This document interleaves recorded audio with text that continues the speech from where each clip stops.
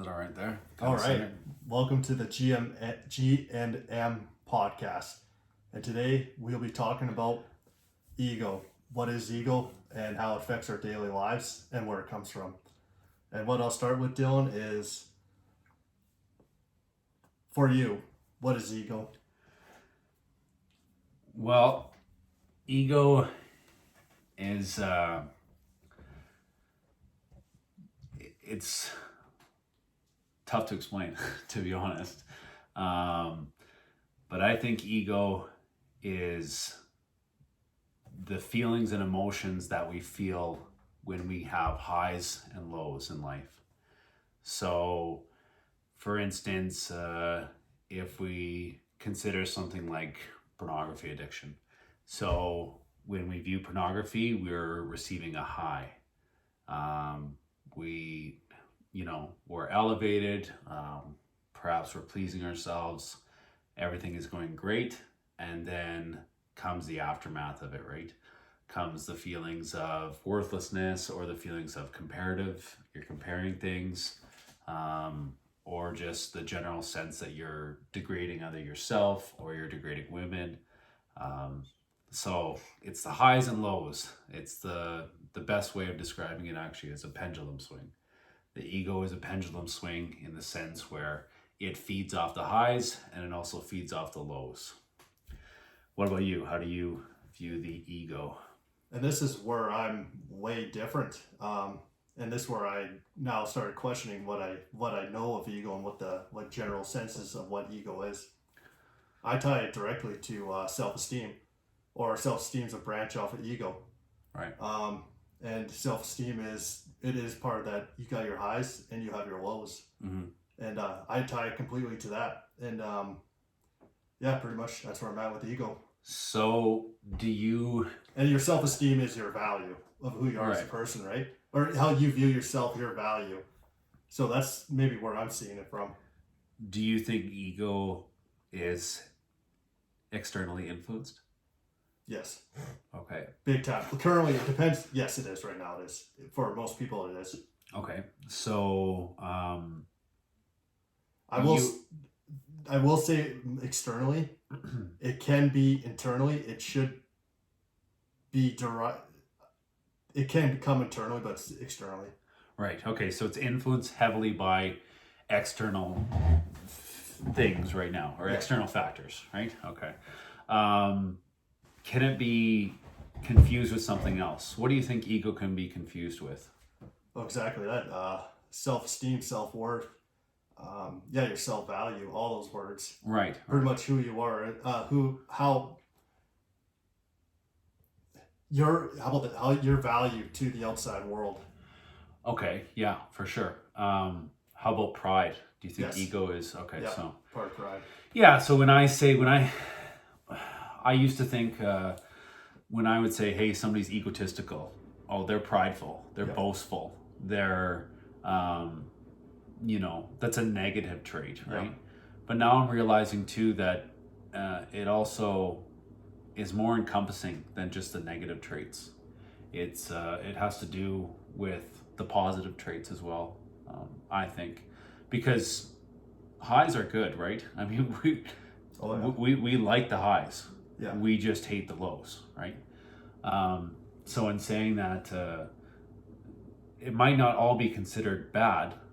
It's just that I think the key is finding that middle ground. How do we find that middle ground within the highs and the lows and the pendulum swing, right? So I don't necessarily know if it's a negative trait or should be considered a negative trait, but okay, well, do you think ego is necessary? Do you think it's needed? It is in this in a normal society, as the society's built right now. It is needed for a person to achieve a certain standard of living in this society. Yes. Okay, that's interesting. And yeah, go ahead. That's one. Now, if you were to live it, this is the way we live now, as most people, common people. If you're in a different society, if you were somewhere else, if you were by yourself, you self-sustaining wherever you're living on the forest, whatever, if you're truly able to pull that off, you don't need it. Right. So it depends where your application you're using it, but today's society, most people do need it. So certainly externally factored. Yeah. And would you say that we need to cater our ego to societal norms? Like, do we need to, let's say, okay, in this area, work a full-time job in order to have a respectable standard or respectable status, I should say? If you want to be comfortable and thrive, let's say be at least comfortable in society, yes. Okay. Yeah. Now, like you said, if you're living somewhere else, it's a completely different story, right? It is. Yeah. Yeah. So the big question, I suppose, is why have we let our ego be so externally influenced for so many years? I think that's a big question. That is a big question. Yeah. And to answer that is, we can go delve into something else. Is it something we're born with, or is it something we develop? Interesting. Yeah. Yeah, that's a big one. Because if we need it, if it's a society thing, that's it, like you said in your question before, or what you asked before there, that it seems like it was implemented in our growth and development. Right. Most Yeah, I mean, let's consider a child. Does a child have ego? Well, I think they develop it. Yeah. I think they develop their self-worth, or I think they develop, and I think even they see external factors. I mean, they go to school and they go to institutes and they see perhaps bullying, right? And then they see maybe, something good. Yeah. So they see the highs and the lows, and they're influenced by them, right? Sometimes you're in the cool group, sometimes you're not, right? I think ego is far more encompassing than we all realize. And it's important to, to understand that, and to understand that in order to find a balance, we might need to look more inside of ourselves rather than all of these external influences. But So I have a scenario. Okay. Let's take, you said you're in a group or whatever. Mhm. Let's go in grade 7. okay. Quick start forming. It might form before. You're in grade 7, right? Yeah. What happens if you were totally devoid of ego? How would you survive that grade? Yeah. Let's say you had no ego at all. How would that person go through that school year? I think that person would be isolated. And I think that person wouldn't fit in. Nope. I don't think that you would fit in. But they have no ego. Would So, that- yeah, I see what you're saying. Are you saying that if they have no ego, are they not affected by it? Correct. They don't care. Right? Interesting. They're not going to have Interesting. Yeah. those lows. Yeah, Right. sure, you don't have that low. Yeah, Potential low, right, for not fitting in. right. They don't care. They don't care. How would they develop through there? Oof, I guess you'd call them isolated, but that's a there's good one. there's a couple different definitions. There's a couple different isolated scenarios. Well, there's Mhm. a lot of them. You got those people isolated, right? They troubled throughout school, throughout life, and all that stuff. And let's just say we always hear stories about them. But what about the ones that are really isolated, but they just don't care? I mean, they're doing it right. They are. But then when I say that, I think there's few and far between. I can't Yeah. even think of one. I may have ran across them, but I can't think of one I off the top mean, of my head. they're doing it right. There's so much external push and pressure to conform to the groups that we're in, or the groups that we want to be accepted by. For example, let's say you're sitting in a pub and you are, cheering for a hockey team, and you're expected to cheer for the hockey team maybe that's closest, or you're expected to you know, oh, what a goal, or oh no, and if we don't care about that, or if we can see the balance in it, then we look different. And looking different is never fun for any of us, You're right? not fitting in. You're not fitting in, No. right? To go against the grain is something that is not always welcomed in society, right? It's something where, oh, like I don't want to seem different. I don't want to stand out. But yet we tell our children, hey, it's okay to be different. It's okay. But do we show that? Do we show that as parents? Like, do we show that as society that it is Majority okay? of people, no. No. They'll say the No. word. They'll talk the talk. They will But not. they will not walk the walk. Yeah, absolutely. Absolutely. Yeah. That's a good example. Grade 7. Yeah. So that's what I was just thinking. Like, I think it happens earlier, right? But I think you'll start seeing it more prevalent in junior high, middle school there. Mm-hmm. And then it goes on from there. Yeah, you have to conform. And it carries over and stuff like that. So, while we're on this, let's say you are in a group, and like you said, you're expected to do this and that. Let's say you're in a clique, you're in a group, Mm-hmm.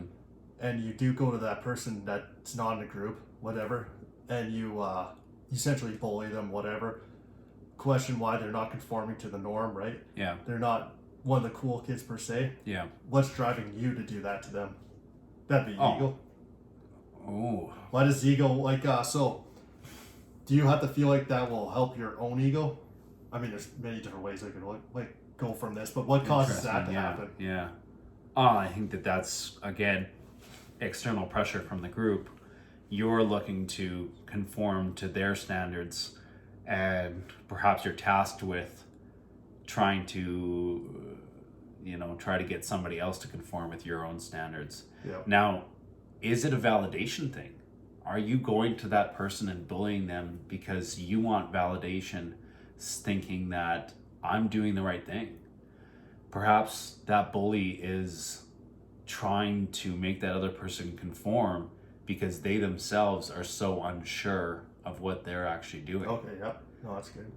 In fact, I can actually, I think, personally relate with this in the sense that I was of a religious faith, and I tried to make people conform to that same faith. And I tried really hard. Now, did I try really hard because I wanted to? Or did I try really hard because I thought that it was absolutely necessary for me to do that in order to gain something? And I think it's the latter. I think I pushed my religious beliefs on people because I thought it was absolutely a life-saving thing, and I needed to not doubt it. I was doubting it, and I needed to believe that it was absolutely pertinent to get this message out to people in order to justify my own belief. And now I see the flaws in that. When you were in that stage, Yes, did you ever question it? absolutely. Did you question it often or just once in a while? Once in a while, because you are kept so busy. You're kept so busy in that. So yeah, it's definitely once in a while. I think I probably started to question it in maybe a little bit when I was a teenager, but a lot when I hit around 25. So I think that we have a lot of brain development up until we're around that age, late 20s. Yeah. And I don't think that, and I'm being, this is a pretty bold statement, but I don't think that it's appropriate for anyone to make life decisions or life altering decisions before they're around that age, 25, 27 years old. And of course, I mean, that's a pretty bold statement. So I didn't do that. you know, and am I paying for the consequences of that? Perhaps, but I'm paying for consequences of decisions I've made. So now we're kind of going off track here, but No, that's perfect. there's a lot of decisions that I'm looking back on now and asking myself, were they egotistical decisions? Were they ego based? Okay. So, but yeah, exactly. Okay. Okay, so actually let's go around that age, 25, 27. okay, We'll jump there right now. sure. Is that when you started getting is that when you started taking control about, are you thinking about your ego and what affects you? Is that when you start gaining control of it? When you're becoming aware of it? Because are you aware of ego when you're younger? Personally, I don't think person is. I don't think you, yeah. I mean, I don't think these are questions that you ask when you're younger, No. right? I probably had some cognitive dissonance to my ego. I grew up and I prided myself on being a spiritual man in my religion. I prided myself on having good grades, prided myself on working hard. And I think I did those things, but did I do them for the right reasons? Like, did I do them because I wanted to do them? I'm not sure. That's another different story. Now, was I aware of them when I was young? Like I said, probably not. But as I approached that 25, 26, 27, that's when I learned how to critically think. So that's when I learned how to take a step back and say, okay, why am I doing this? Or where is this information coming from? What's the source? What does it mean? What does it mean for me? What am I doing? Like, do I move forward with this, or do I take a step back from it?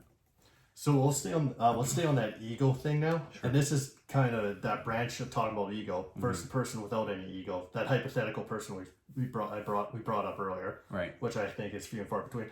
Now let's stay in the ego branch. You were mentioning those your spirituality, your studiousness, right, for studying and stuff like that. Yeah.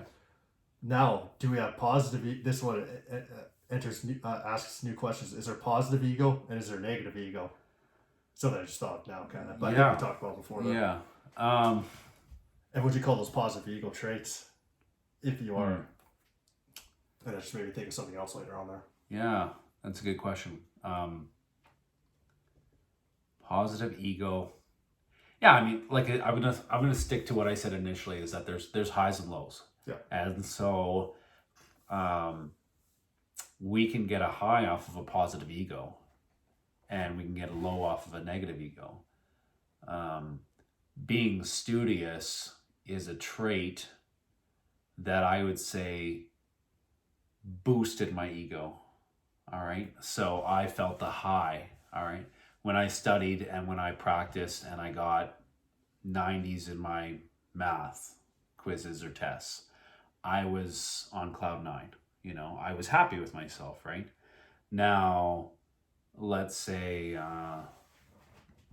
the opposite is if I didn't study and I didn't practice, and if I got whatever, a lower grade, then yeah, that's a negative trait. I would assume that the low at the time, I would have assumed that the low was associated with a negative thing that I did.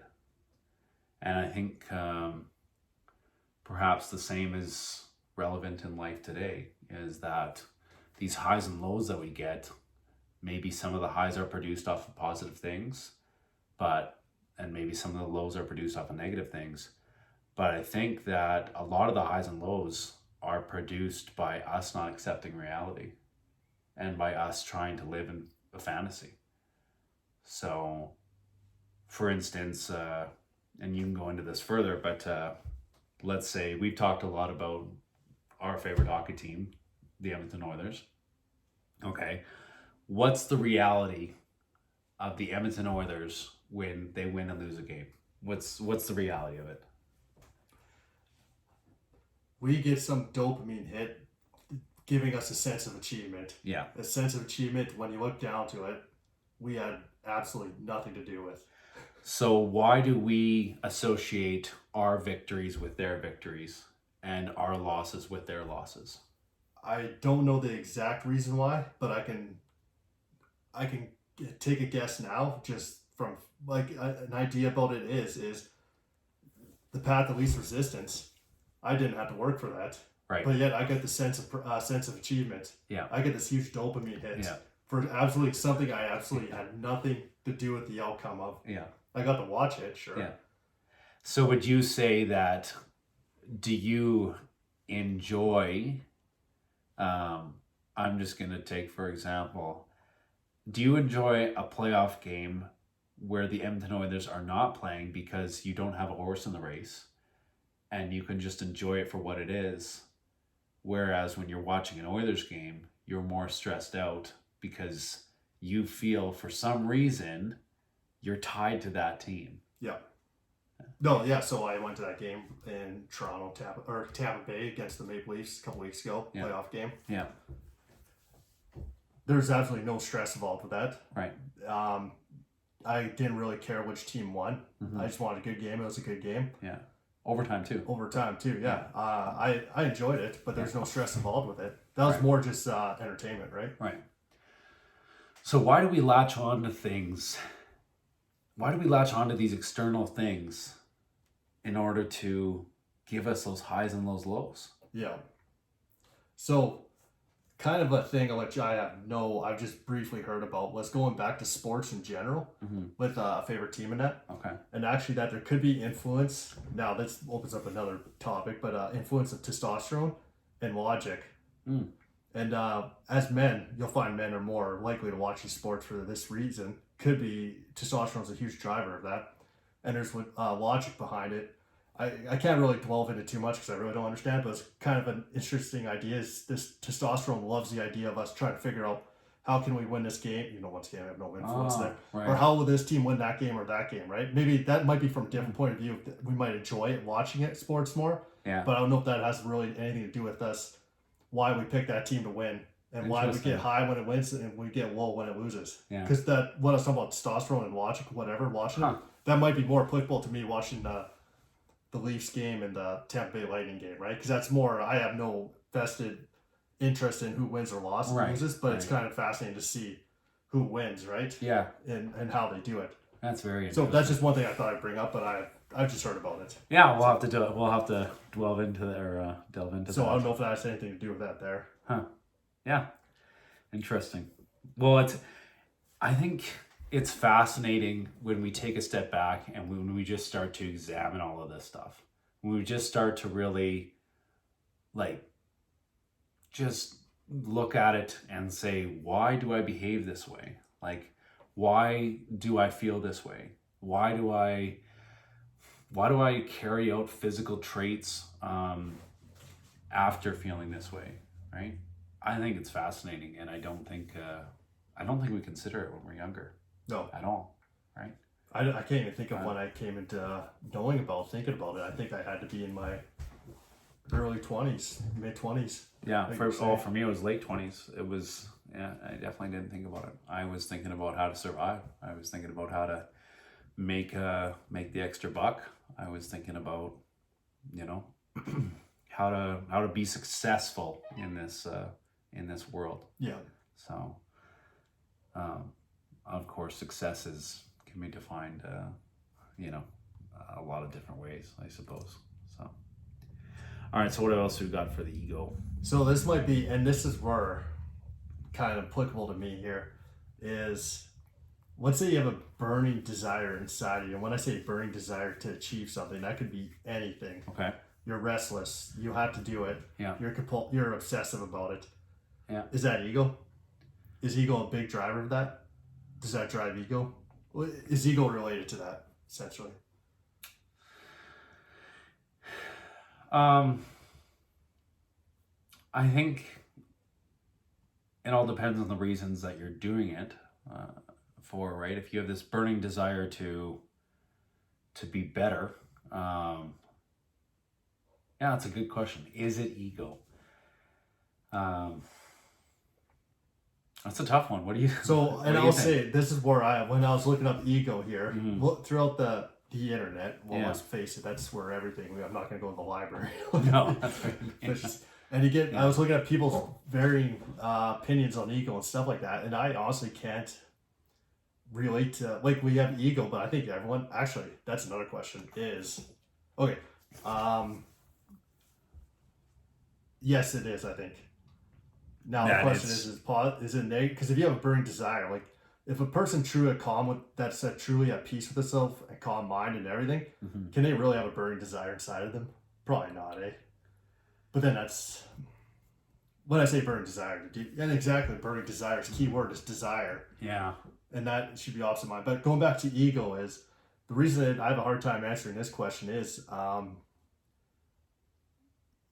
I don't think like from my personal opinion or from your definition of ego, my definition of ego, and our understanding of ego and other people's understanding of egos, I don't think we're all on the same page.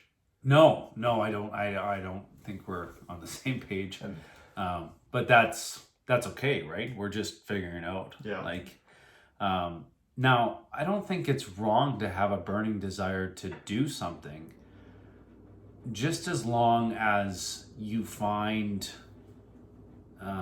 the joy right now in it.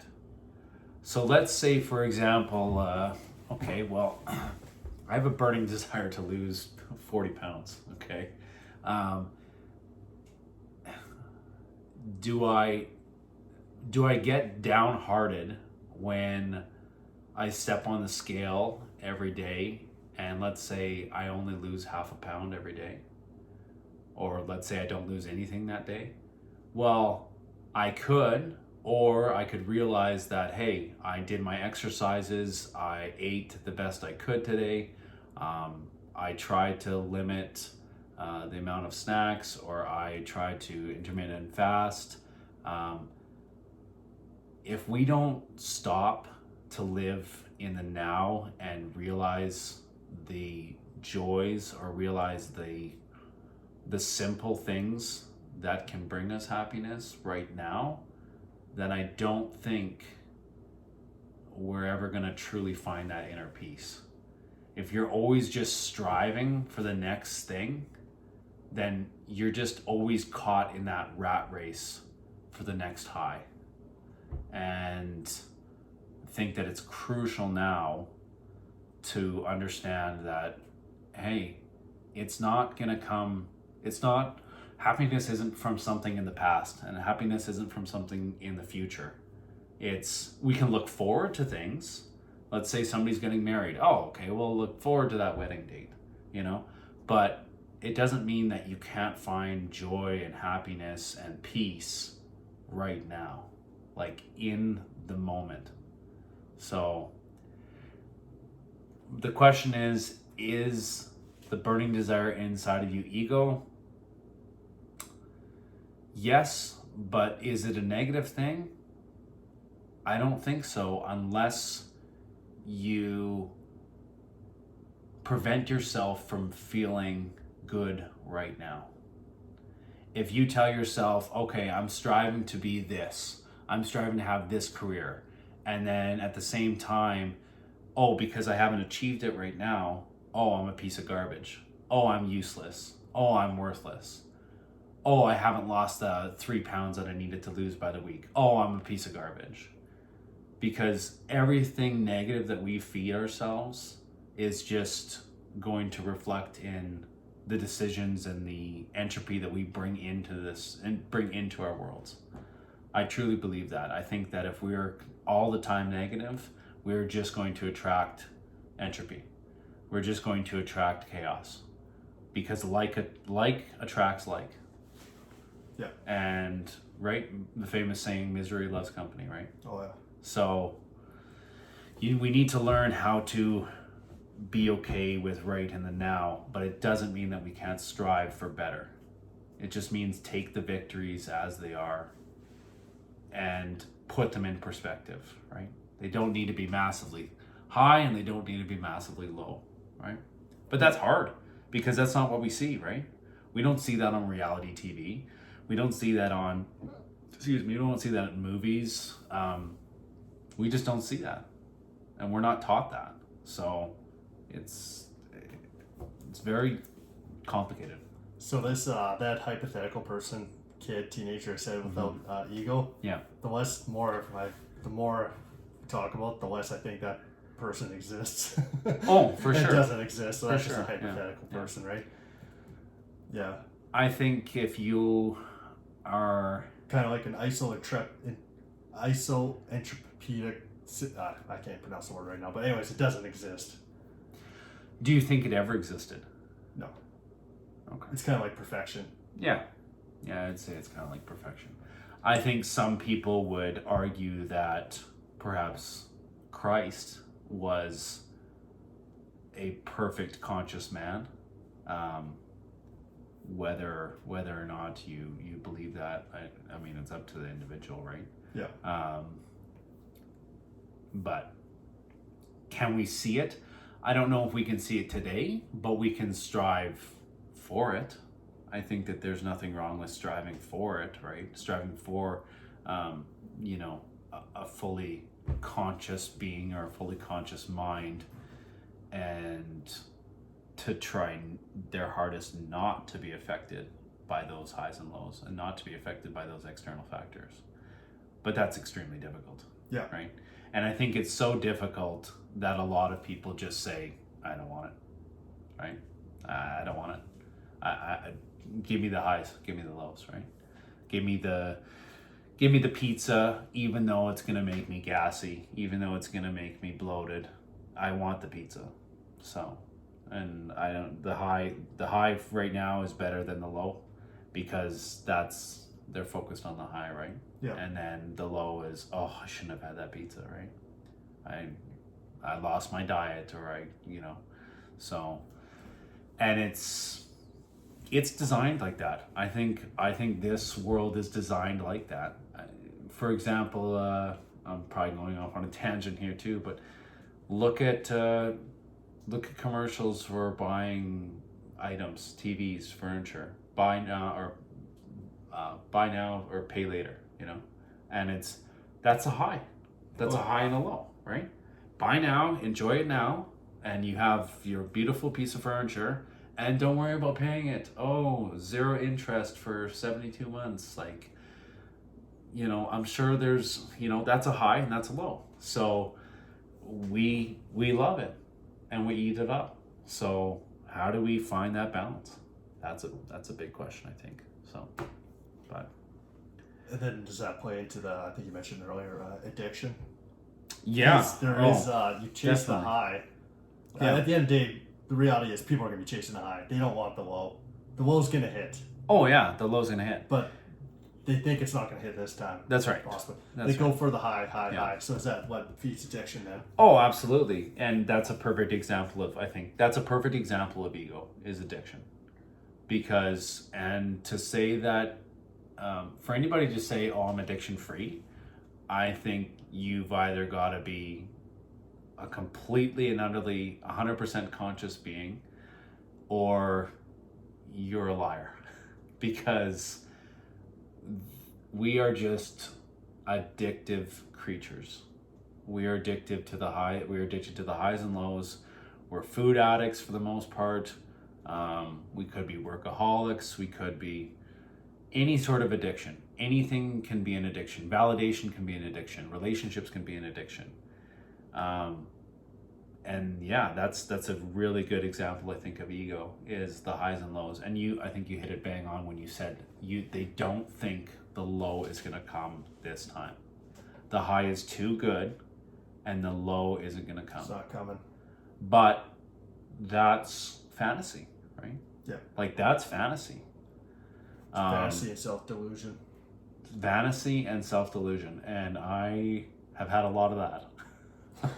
I'm sure. I have had a lot Same of fantasy and a lot of delusion, because when you're in the moment, there's nothing else that you think about.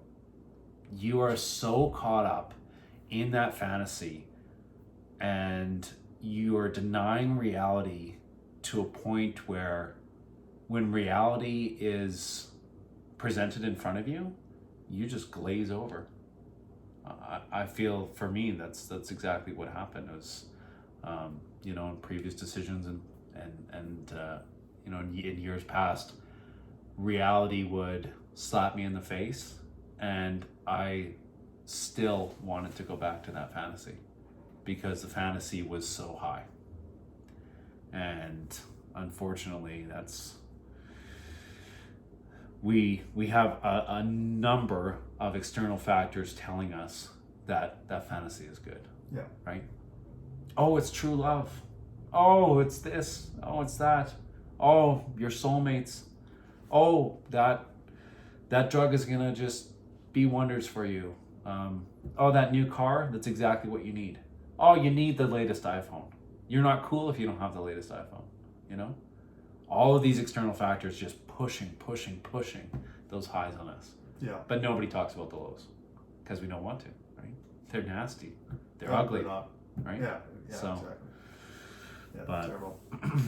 So, yeah, I don't know. How do you think we get rid of that? How do we get rid of the highs and lows? It's gonna be a war. Oh, yeah. It's gonna be Definitely. a war of attrition. Yeah. That's where this is going back to what we talked about in the past here is you kind of and you have to disconnect yourself from society. Like I said, I don't know. It's maybe how you have to direct yourself away from how we perceive ego and how you and if you can't get rid of ego, that'll be another question. Is how do you use it for the better of yourself? Essentially, how do you Right. take control of it? Right? Yeah. And that's the key thing. And really, that's the things we have to find out. Yeah. Oh, absolutely. How do we control it? And Because I was going to find out a way, just like in the last 5 seconds there, to explain how we do it. And then I realized, no, I cannot explain how we control it, right? So that's what made me think we got to find a way out how to do it. Or strive for it, right? Yeah. And one thing I'll be with me personally is, for myself personally, I feel I am way better than I was years ago. Okay. Definitely over 10 years ago, even the last 8 years ago, whatever. I feel like I'm still not there. I'm definitely not close to being But peace you're of mind or neutral ego, we'll call it. okay. Actually, that's a definition we should come up with, or a baseline there. But I'm definitely way farther along than I ever been. Okay. And I feel like I'm in the right direction. That's not, it's always going like this. It's not necessarily always going like this. It'll be like this. And and I think too, we need to give ourselves some grace because at the end of the day, I do believe that we live in this world where we don't have a chance sometimes. Like there are accidents that happen to people and there are things that happen to people that just nobody could see coming, right? Oh, yeah, exactly. Yeah. And how do we deal with that? You know, like that's something that's, yeah, it's a shock, right? It is. For me personally, we were talking about it before there. When you said a lot of that stuff, for me, it's gonna happen. Right. It'll happen. You have to be prepared for it to happen. But at the same time, for how often it happens, it actually is remarkable in this world for all the bad events, tragic stuff, tragic things that happen, that it doesn't happen more often. Right. I think it's actually a beautiful thing that, considering how chaotic the world can be, how much entropy is in this world, that it doesn't happen more often. It's kind of a beautiful thing where it actually doesn't happen as much as it should. I feel like it's remarkable what we're able to do. Right. Now, where I'm going with that is, it happens, right? Yeah. And you have to carry on with doing stuff. You try to prevent it the best you can. When you said that we have to be prepared for it to happen or prepared to face it, do you think that means we shouldn't be attached to external things? For the most part, yes, but that's easier said than done. Oh, absolutely. Because what happens if it happens to a loved one, right? A family member, a friend, whatever. Yeah, your child or parent somebody, or, or even brother. somebody you know, right? Or Yeah. even in the news. That's really easier said than done, to detach yourself from that. I don't think you will detach yourself from that stuff personally. Mm-hmm. I'm trying to go more off the stoic thing. I don't know that one thing I do practice, and it's not easy to do. Well, I wouldn't think it should be easy depending on the type of person. Is I actually imagine the worst. When it comes to some situations, I actually imagine the worst possible outcome. I visualize it in my head. Yeah. And I know it's taught in, I don't know if Buddhism, but in Stoicism. And I do go through that through my head. Right. Now, you gotta be reasonable on it, right? Yeah, of course. You can go down some pretty dark alleyways doing that, right? What do you think that that's doing for the ego? I actually think that helps it. Okay, when I say helps it, okay, for the ego, let's make a baseline of neutral as an optimum state for ego. Sure. It helps you puts you to that baseline of neutral ego. You wouldn't think that you wouldn't think that thinking about the absolute worst case scenario would produce a low in you? Oh, initially it will. Okay. Yeah, no, okay, it will. Okay. But then once you think about it more, prepare for it more, and realize how, not just prepare for it, but actually realize how ridiculous that is actually. Right. That's actually the big part of it, is you actually see how ridiculous it's like, Yeah. no, that's probably not going to happen, right? I see. So that's the other way of looking at it. Then it kind of goes up. So play the worst case scenario in your head, and then that's obviously... Then you realize how there's a couple ways you go. You can yeah. either prepare for it, or you can also realize, okay, that's kind of a ridiculous thought I have, right? Right. And then you realize, no, it's probably not going to happen like that. Has it ever happened like that, right? I see. And then it kind of goes to neutral. So that's how I view things like that. I see. Now, we'll go on a way different... I'll use that approach for tonight. We're going to go back to hockey here. Okay. Let's say the Oilers lose. Yeah. I've already prepared it in my head, right? Like, okay, Yeah. they lost, whatever. I've already played it in my head multiple times. Now, that's a way less extreme example, right? Yeah, for sure. Compared to what we were talking about before. But that's an example of something I do there. Yeah, that's a good example. I mean, if they lose, I have decided that I'm cheering for the Florida Panthers because as much as I hate Kachuk, I think he's such a good hockey player. So, but yeah, I mean, at the end of the day, there are so many external things that we don't have control over, and that might be good exercise, right? It might be good exercise to play those things out, and then to realize, put ourselves in that situation and say, oh, well, what do I do with this? And then putting it into practice is another thing. But that's the most important thing to be able to put into practice when our ego does take a hit, right? Yeah.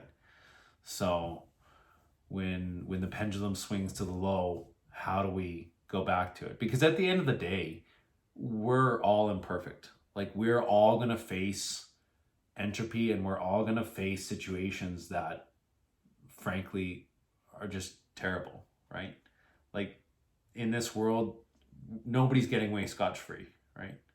Nobody's getting away without facing death, without facing... I was going to say, none of us are getting out of this alive. That's right. Right? And so, but then that begs the question is, are we the ego? So you just said nobody's getting out of this alive. Well, is the ego the soul? Or is the ego the soul? The universe, and we're just part of that for the journey. And maybe we, for a brief amount of time. Maybe we hit that next time, or maybe we, because that's a big one, right? Yep. And so, but yeah, are we the ego, or can we be something else? I like how you put that. Is the ego? How'd you say that? Is the ego the soul? Is it the soul? Is it us personally? Is it our mind, or is it the universe? Right. And we're just part of some ego. Yeah. That opens up a whole topic. Yeah, definitely. Okay. A much larger discussion. Yeah. All right. Okay. Perfect. Do you want to sign off? Yep, you bet. And that is it for today. All right. Thank you.